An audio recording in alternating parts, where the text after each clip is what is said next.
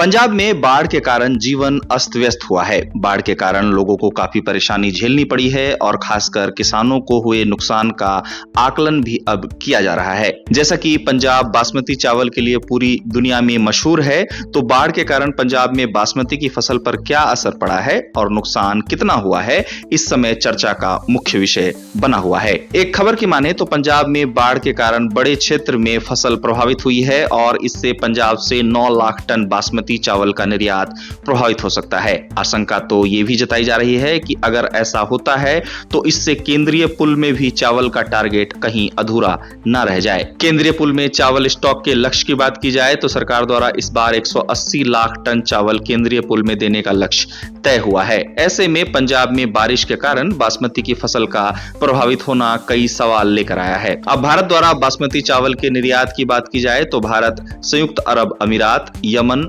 America, Singapore, Malaysia और Iran आदि कई देशों को बासमती चावल का निर्यात करता है। सरकारी आंकड़ों के मुताबिक पंजाब में आए बाढ़ के कारण कुल 12 लाख टन चावल के उत्पादन पर असर पड़ेगा, जिसमें 6 लाख टन बासमती उत्पादन भी शामिल है। विशेषज्ञों का मानना है कि कम उत्पादन निर्यात को प्रभावित कर सकता है। साथ ही बदलते हालात में अनुमान लगाया गया है कि इस बार बासमती का उत्पादन पिछले साल के मुकाबले घटकर 29 लाख टन रह सकता है, जिसका सीधा असर निर्यात पर पड़ने की संभावना है। हालांकि बासमती की फसल को कितना नुकसान हुआ है, इसके आंकड़े धीरे धीरे सामने आएंगे जब पंजाब में बाढ़ के पानी का जलस्तर कम होने लगेगा। बता दें कि पंजाब में मुख्य रूप से बासमती चावल की खेती कपूरथला, गुरदासपुर, पठानकोट, फिरोजपुर, अमृतसर, फाजिल्का और तरन तारन जिले में मुख्य रूप से की जाती है। बाढ़ ने इन जिलों में बासमती की फसल को नुकसान पहुंचाया है, जिससे किसान चिंतित हैं और उन्होंने सरकार से मदद की गुहार लगाई है। आपको बता दें कि पंजाब में धान सहित कपास और अन्य खरीफ फसलों को भी